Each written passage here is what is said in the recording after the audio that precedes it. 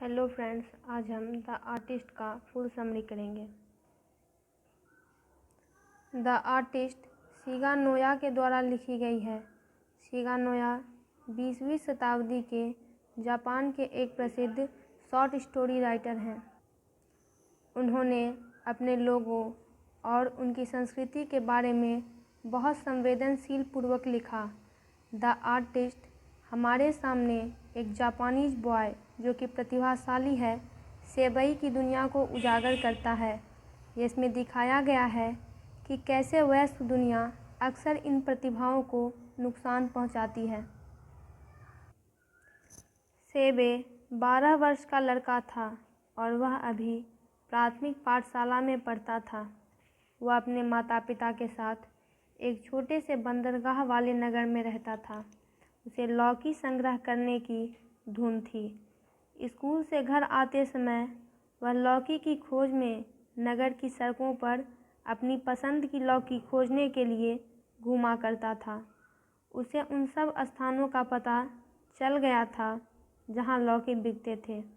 यदि उसे अपनी पसंद का लौकी मिल जाता था, वह कुछ सेन में उसे खरीद लेता था और उसे घर ले आता था। उसे केवल साफ सुथरे और सुडौल लौकी ही अच्छे लगते थे।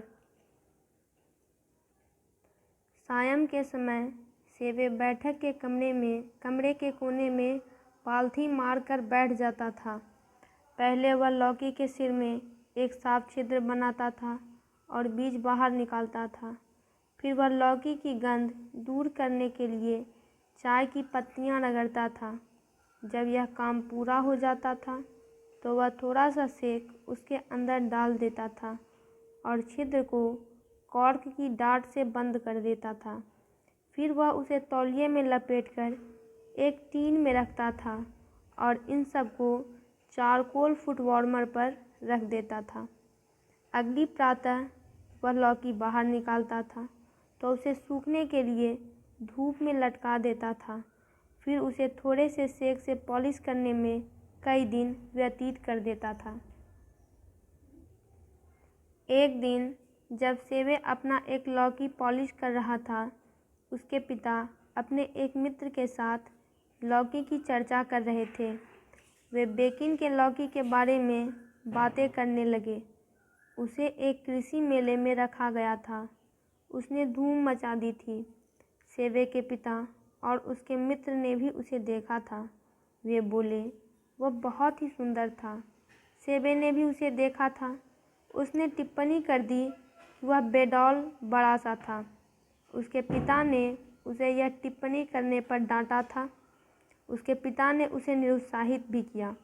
उसके पिता के मित्र ने उसे सलाह दी कि वह एक दो विचित्र लौकी ही संग्रह करे, केवल संग्रह करने का कोई लाभ नहीं। एक दिन सेबे ने एक वृद्ध को फल सब्जियां बेचते देखा। उसके पास लौकी की एक लड़ी भी थी। उनके बीच सेबे ने एक छोटा सा लौकी देखा। वह उत्तेजित हो गया। वह महिला उसे 10 सेन में देने को तैयार थी। सेबे के पास पैसे न थे। उसने महिला को वह लौकी उसके लिए रोके रखने के लिए कहा। वह दौड़कर पैसे लेने घर गया। उसने लौकी मोल ले लिया। सेबे लौकी को चमकाने में हर समय लगा रहता था। वह उसे स्कूल भी ले जाता था। नैतिक शास्त्र का पाठ था, परंतु सेबे लौकी को सीट के नीचे चमका रहा था। अध्यापक जापान के अन्य भाग का रहने वाला था। वह लौकी संग्रह करना अच्छा न समझता था। वह सेबे पर क्रुद्ध हुआ और उसने लौकी जब्त कर लिया। अध्यापक सेबे के घर गया। सेबे का पिता बढ़ई की दुकान पर काम करता था। वह अभी घर नहीं लौटा था। अध्यापक ने सेबे की शिकायत उसकी माँ से की। उसने उससे कहा कि मूर्खतापूर्ण गतिविधियों से बच्चों को दूर रखना माता पिता का कर्तव्य है। जब सेबे का पिता घर आया, उसे पता चला कि अध्यापक ने क्या कहा था। उसने सेबे को डांटा और पीटा। फिर उसने वे सब लौकी तोड़ डाले जो सेवे ने बड़े ध्यान से चमकाए थे। इससे सेवे की लौकी संग्रह करने की धुन का अंत हो गया। अध्यापक ने जब्त किया हुआ लौकी एक चपरासी को दे दिया, जिसने कुछ दिन उसे अपनी झोपड़ी में रखा। एक दिन चपरासी को कुछ धन की आवश्यकता पड़ी।